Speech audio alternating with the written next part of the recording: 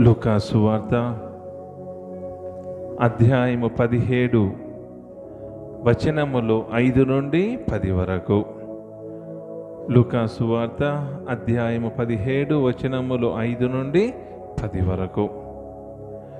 శిష్యులు ప్రభువుతో, మా విశ్వాసమును పెంపొందింపుము అని కోరిరి. మీకు ఆవగింజంత విశ్వాసమున్నచో కంబలి చెట్టును వేరుతో పెళ్ళగిల్లి సముద్రములో నాటుకొనుము అని ఆజ్ఞాపించిన అది మీకు లోబడును. అప్పుడే పొలము నుండి ఇంటికి వచ్చిన లేక మందను మేపి వచ్చిన సేవకునితో, మీలో ఎవడైనను వెంటనే వచ్చి భోజనము చేయుము అని చెప్పునా? అట్లు కాక యజమానుడు అతనితో, వడ్డన వస్త్రము ధరించి నాకు భోజనము సిద్ధపరపుము, నా భోజనము ముగియు వరకు వడ్డన చేయుచు వేచియుండుము, ఆ పిమ్మట నీవు వెళ్ళి భుజింపుమని చెప్పును కదా. తన ఆజ్ఞను శిరసా వహించిన సేవకునికి యజమానుడు కృతజ్ఞత తెలుపడు కదా. అట్లే మీరును మీ బాధ్యతలు నిర్వహించిన మీదట, మేము అయోగ్యులమగు సేవకులము, మేము మా కర్తవ్యమునే నెరవేర్చితిమి అని పలుకుడు అని చెప్పాను. ఇది క్రీస్తు శుభవార్త.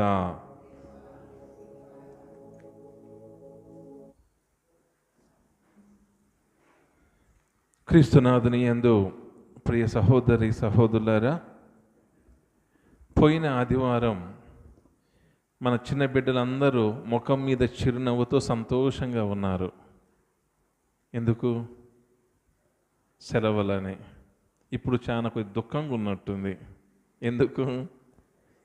బడికి వెళ్ళాలి. మరి హోంవర్కులు చేశారో లేకపోతే ఏం చెప్తారు స్కూల్లో?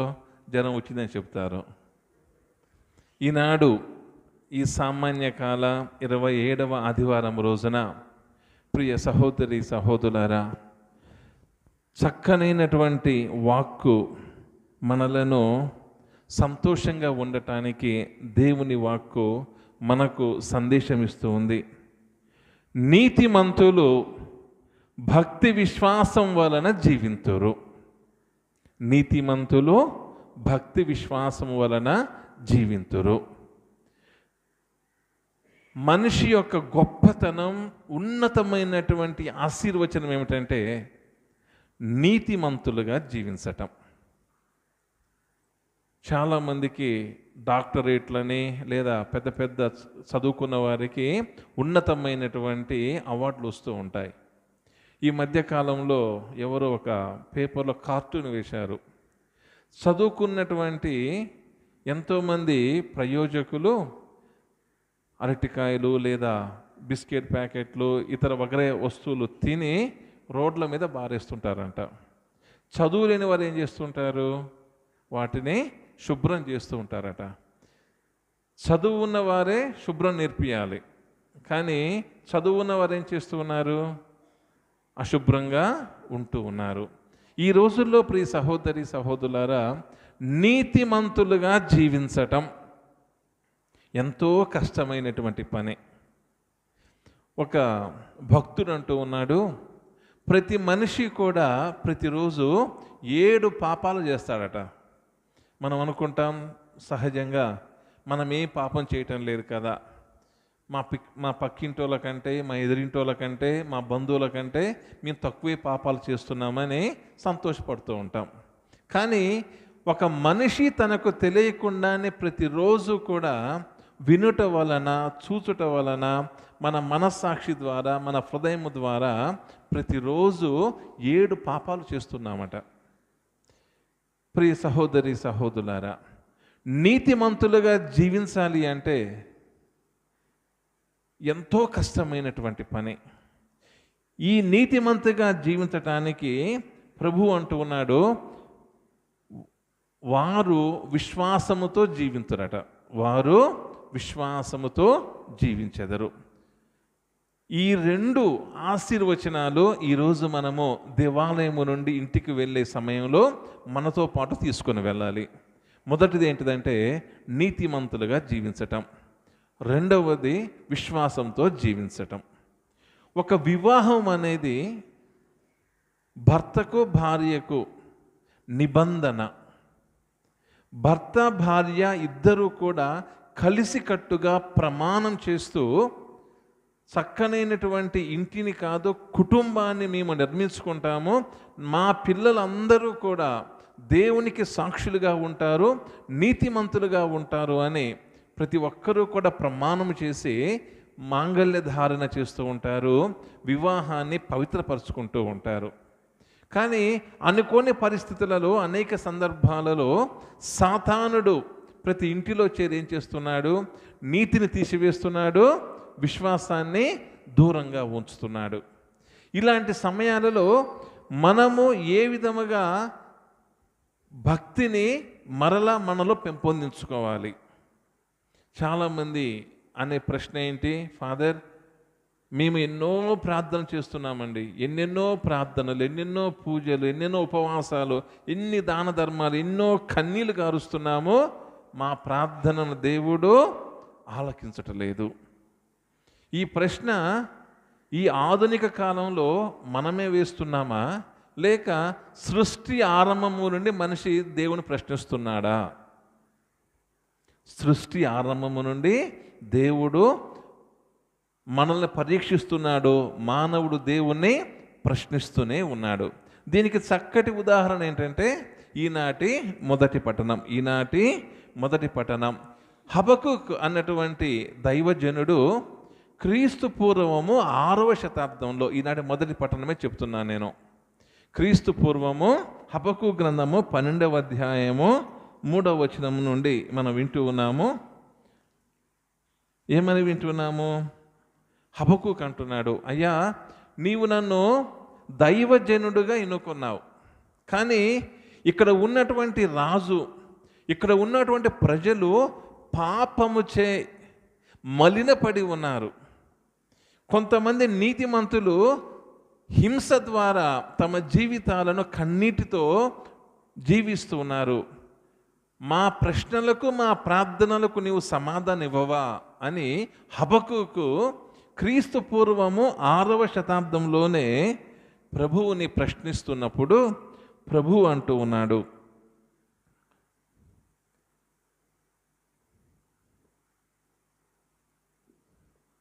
నేను నీకు తెలియజేయు సంగతిని నీవు స్పష్టముగా రాత పరికరములపై వ్రాయము, సులువుగా చదువుటకు వీలుగా ఉండునట్టు వ్రాయము. నేను నీకు వెల్లడి చేయు సంగతి నిర్ణీత కాలమున జరుగును. ఏ కాలములో? నిర్ణీత కాలమున జరుగును. కానీ ఆ కాలము త్వరలో వచ్చును. ఆ కాలం ఎప్పుడు వస్తుందటండి? త్వరలో. ఈ దేవాలయానికి వచ్చినటువంటి అందరికీ కూడా మీ ప్రశ్నకు, మీ కష్టానికి, మీ కన్నిటికి సమాధానం ఎప్పుడు వస్తుందట?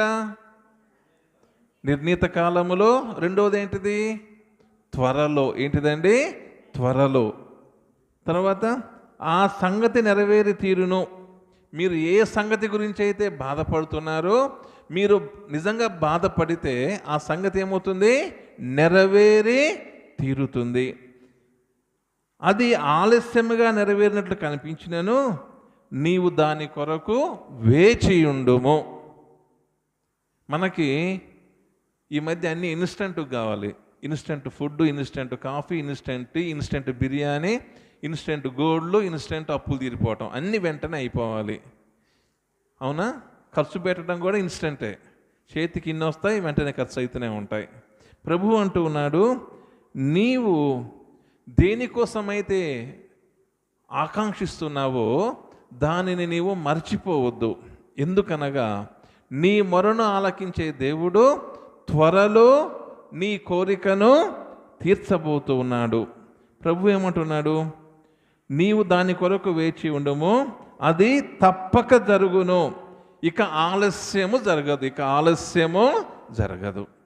అవును ప్రియ సహోదరి సహోదరులారా, ఈనాడు దేవుని ఆలయంలో ఉన్నటువంటి మనమందరము దేవుణ్ణి స్తుతిస్తూ ఉన్నాం. ఈ స్తుతికి తగిన విధముగా ప్రభువు అంటున్నాడో ఇక ఆలస్యమో జరగదు.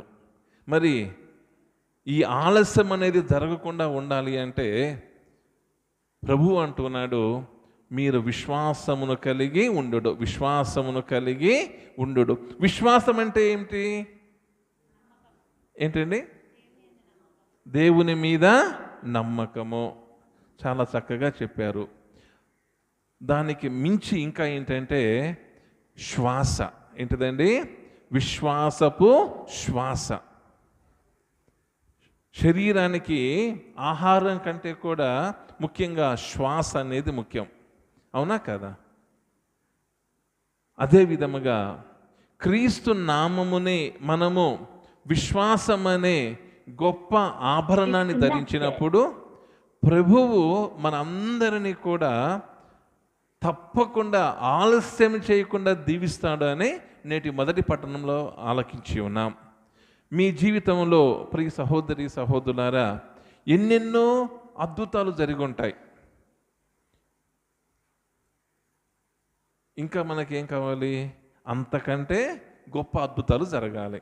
అప్పుడు సంతోషంగా ఉంటాం. ఇది మానవ నైజం.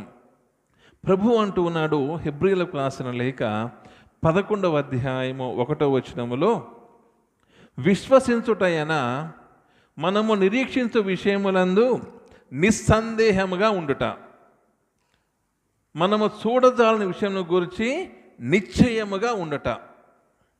ఈనాటి మొదటి పట్టణము, హెబ్రీలకు రాసినటువంటి ఈ 2 లేఖలు మనకు చెప్తున్నటువంటి సత్యం ఏంటంటే, తల్లిదండ్రులు బిడ్డల కోరికలు తీర్చకపోవచ్చు, కానీ నీవు నమ్మినటువంటి దేవుడు నీ అవసరాలు నిశ్చయముగా త్వరగా ఆలస్యం చేయకుండా తీరుస్తాడు అన్నటువంటి వాగ్దానాన్ని ప్రభువు నేటి సువార్తలో మనందరికి కూడా ఇస్తూ ఉన్నారు. సువార్తల ప్రభు ఏమంటున్నాడు? నీవు ఆవగింజంత విశ్వాసాన్ని కలిగి ఉండు, కంబలి చెట్టు వ్రేలనైనను నీవు కూడా తీసివేసి సముద్రంలో కలిపివేస్తావట. ఆవగింజ ఎంత ఉంటుంది? చిన్నగా ఉంటుంది. ప్రతిరోజు తిరగమాత వేస్తారు కదా ఆవాలు. అంత చిన్న విశ్వాసమా? ఓ స్వామి, మాకు కొబ్బరికాయ అంత విశ్వాసం ఉంది. ఎన్ని కొబ్బరికాయలు కొట్టినామో మేము, ఎన్ని కొవ్వొత్తులు ముట్టించినావు. ఆవగింజ ఎందుకు స్వామి? నేను కొట్టిన కొబ్బరికాయలు కొడితే అంత లైన్గా ఉంటాయి అంటారు చాలామంది. చాలా సంతోషం. మరి ప్రభు చెప్తున్నటువంటి వాక్కు ఏంటంటే, ఈ ఆవగింజ అనేది లోపట నిండుగా ఉంటుందట. లోపట చాలా నిండుగా ఉంటుంది. చిన్నదైనా కానీ గొప్ప రుచినిస్తూ ఉంది, ఒక చెట్టుగా మారుతూ ఉంది. అదే విధముగా యేసు నామములో మొదటి పట్టణంలో ఆలకించిన విధముగా ఇక ప్రభువు మనలను దీవించటానికి ఆలస్యము చేయడు. ఆలస్యము చేయడు. ఈ ఆలస్యము చేయకుండా ఉన్నటువంటి ప్రభువుని మనము మెప్పించాలి అంటే నీతిమంతులుగా జీవించాలి. ఎలా జీవించాలి? నీతిమంతులుగా జీవించాలి. ఉదాహరణకు తేనె పట్టు చూశారు కదా, చాలా అందరూ తేనె పట్టు చూసుంటారు. ఈ తేనె పట్టు చేయటానికి ఒక్కొక్క తేనెటీగ ప్రతిరోజు దాదాపుగా 25 కిలోమీటర్లు ప్రయాణించి వాటి యొక్క రంధ్రాల ద్వారా పూలలో ఉన్నటువంటి సుగంధాన్ని తీసుకుని వచ్చి అవి ఎక్కడ పెడతాయంట? తేనె తట్టులో పెడతాయి. ఈ తేనె ఏం చేస్తుందంటే మనిషికి ఔషధంగా ఉంటున్నప్పటికీ ఈ తేనెటీగ ప్రతి ఒక్క చెట్టు నుండి వెళుతూ దాన్ని పాలినేషన్ అంటారు. అంటే పరిపక్వమైనటువంటి నాణ్యమైనటువంటి పాలినేషన్ ద్వారా అవి ఎంతో విస్తారంగా పంటలు పండుతాయట. మనము తింటున్నటువంటి ప్రతి భోజనము దాదాపుగా 70% తేనెటీగలు ఒక చెట్టు నుండి ఒక చెట్టుకు వెళ్ళటం ద్వారానే ఈ ప్రకృతిలో పంటలు అనేవి చక్కగా పండుతున్నాయట. అంటే ఒక చిన్న తేనెటీగ మానవ జాతికి భోజనం ఇవ్వటానికి సంసిద్ధమై పోరాడుతూ ఉన్నప్పుడు మనిషిగా మనం అందరం కూడా ప్రతిరోజు యేసు నామములో విశ్వాసం ఉంచితే మనము ఊహించిన దానికంటే ప్రభువు ఆలస్యం చేయకుండా తన కృపను ప్రసాదిస్తారని మనమందరం కూడా వింటూ ఉన్నాము. హెబ్రీలకు రాసిన లేఖ 12వ అధ్యాయము 23వ వచనం. హెబ్రీలకు రాసిన లేఖ 12వ అధ్యాయము 23వ వచనము. పరలోకమున పేర్లు రాయబడిన దేవుని కావున మీరు ధైర్యము కోల్పోకుండా మీరు స్థిరముగా ఉండుడు. మీరు ధైర్యము కోల్పోకుండా స్థిరముగా ఉండుడు. ప్రియ సహోదరి సహోదరులారా, ఈనాటి దేవుని వాక్కు మనందరికీ బోధించే సత్యము 3 అంశాలు. మొదటిది ఏంటిదండి? నీతిమంతులుగా జీవించటం. కష్టమైన పనే కదా, చాలా కష్టమైన పనే, కానీ ఇష్టంగా చేద్దాం. ఎందుకంటే ఇతరులు పాపము చేశారని, ఇతరులు అన్యాయం చేశారని, ఇతరులు మన కన్నీరుకి బాధలుగా ఉన్నారని మనకంటే శారీరకంగా బలహీనులను, ఆర్థికంగా బలహీనులను మనం ఎప్పుడూ కూడా బాధించేలా చేయకూడదు. కాబట్టి ఎవరి నీతి వారిది. భర్త మంచిగా లేడని భార్య మంచిగా లేడని భర్త, అమ్మా నాన్న మంచిగా లేరని పిల్లలు మంచిగా లేరని భర్త భార్య నీతిని మర్చిపోకూడదు. అందుకే ప్రియ సహోదరి సహోదరులారా, ఈ అక్టోబర్ నెలలో మనము జపమాల జపిస్తూ ఉన్నాం. శ్రీసభ మనకిచ్చినటువంటి సాతానుని జయించటానికి గొప్ప సంపద ఏంటిది? జపమాల. గొప్ప సంపద జపమాల. జపమాల అనేది కేవలం కథోలిక శ్రీసభలోనే కాదు, అనేక విశ్వాస సంఘాలలో, అనేక మత ఆచార్యాలలో పూసలు తిప్పుతూ దైవ నామస్మరణ చేస్తూ ఉంటారు. ఈ దైవనామ స్మరణ చేయడం ద్వారా మనసుకు ఆనందం ఉంటుంది, సాతాను దూరంగా పోతూ ఉంది. మరి ఈ 5 గుర్తులు చెప్పటము సమయం లేకపోవచ్చు, జపాలు రాకపోవచ్చు, కానీ ఎవరికి వారుగా ఇక్కడున్న వారందరము ప్రతిరోజు కనీసము ఒక పరలోక జపము, 10 మంగళవత జపాలు చెప్పుకొని మరియ తల్లితో కలిసి క్రీస్తుకు సాక్ష్యంగా ఉందాం. క్రీస్తు ద్వారా తండ్రి దేవుని యొక్క మహిమను ఆలస్యం చేయకుండా మన కుటుంబానికి ఆహ్వానించుకుందాం. పవిత్రమైనటువంటి ఈ పూజాబలిలో ప్రియ సహోదరి సహోదరులారా, సంతోషంగా పాల్గొనే సమయంలో ప్రభువు మనకిస్తున్నటువంటి వాగ్దానం నీతిమంతులుగా జీవించటం. ఎందుకంటే దేవుడు క్రీస్తు ప్రభువు నీతిమంతునిగా జీవించాడు. రెండవది విశ్వాసముతో జీవించటం.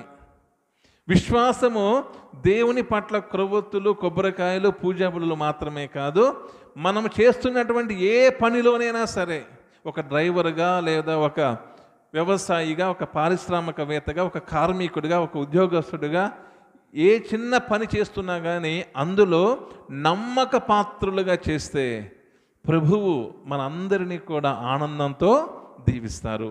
అట్టి మహిమను మనకు ప్రసాదించమని ఈ పూజాబలిలో ప్రార్థించుకుందాం. విశ్వాస సంగ్రహము.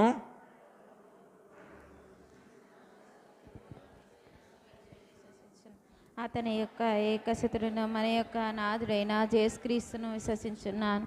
ఇతడు పవిత్రాత్మ వలన గర్భమై కనిమరియం నుండి పుట్టెను. పోన్సి పిలాతు అధికారములకు లోనై పాటుబడి శిలువ మీద కొట్టబడి మరణం పొంది సమాధిలో ఉంచబడెను. పాతాళమును దిగి 3వ నాడు చనిపోయిన వారి నుండి లేచెను. పరలోకమునకెక్కి సర్వశక్తి గల పిత అయిన సర్వేశ్వరుని కుడి పక్కన కూర్చొని ఉన్నారు. అక్కడ నుండి జీవించు వారకును చనిపోయిన వారకును తీర్పు చేయుటకు వచ్చును. పవిత్ర ఆత్మను విశ్వసించున్నాను. పరిశుద్ధ కథోలిక సభను, పునీతుల సంబంధ ప్రయోజనము విశ్వసించున్నాను. పాపముల మన్నింపును విశ్వసించున్నాను. శరీరం యొక్క ఉత్థానమును విశ్వసించున్నాను. నిత్య జీవమును విశ్వసించున్నాను. ప్రియ సహోదరి సహోదరులారా, నీతిమంతులు విశ్వాసం వలన జీవించును అని శ్రీసభ పరిచర్య ద్వారా జగద్గురువులు, పీఠాధిపతులు, గురువులు, మఠకన్యలు, గృహస్థ క్రైస్తువులు అందరూ కూడా నీతిమంతులుగా జీవించే భాగ్యాన్ని దయచేయమని ఓ ప్రభువా మా ప్రార్థనను ఆలకించండి. ఓ ప్రభువా మా ప్రార్థన ఆలకించండి. దయగల తండ్రి, దసరా సెలవులు ముగించుకొని మరలా పాఠశాలకు, కళాశాలలకు, విద్యా సంస్థలకు వెళ్తున్నటువంటి మా చిన్నారి బిడ్డలను ప్రభువా దయతో సంరక్షించండి. జ్ఞానమందు, ప్రాయమందు దేదీప్యమానముగా మా బిడ్డలందరూ కూడా మీ వాక్కును తెలుసుకొని క్రమశిక్షణతో, సత్ప్రవర్తనతో, మంచి విజ్ఞానముతో సత్ఫలితాలు పొందే భాగ్యాన్ని దయచేయమని ఓ ప్రభువా మా ప్రార్థనను ఆలకించండి. ఓ ప్రభువా మా ప్రార్థన ఆలకించండి. దయగల తండ్రి, నీ సన్నిధిలో చేరి ప్రార్థించినటువంటి సంఘాన్ని దయతో ఆశీర్వదించండి. విశ్వాసముతో నీతిమంతులుగా జీవించే గొప్ప కృపను మాకు ప్రసాదించమని ఓ ప్రభువా మా ప్రార్థనను ఆలకించండి. ఓ ప్రభువా మా ప్రార్థన ఆలకించండి. కొద్దిసేపు మౌనముగా మీ కుటుంబంలో, మీ జీవితంలో ప్రభువు ఏ ఆశీర్వచనాన్ని ఆలస్యం చేయకుండా త్వరితముగా ఇవ్వాలని ధ్యానిస్తున్నారు. మీ విన్నపాలన్నీ కూడా మరియ తల్లి మధ్యస్థ ప్రార్థన ద్వారా ప్రభువుకు చేరాలని ప్రార్థించుదాం. దేవవర ప్రసాదము చేత నిండిన మరియమ్మ వందనము. ఏలిన వారు మీతో ఉన్నారు, స్త్రీలలో ఆశీర్వదింపబడిన వారు మీరే. మీ గర్భఫలముకు యేసు ఆశీర్వదింపబడిన వారునే. పరిశుద్ధ మరియమ్మ సర్వేశ్వర మాత, పాపాత్ములైన మా కొరకు ఇప్పుడును మా మరణ సమయంలో ప్రార్థించండి. ఆమేన్. ఈ మనవలను మా నాథుడైన క్రీస్తు ద్వారా మీకు సమర్పిస్తున్నాము తండ్రి. ఆమేన్.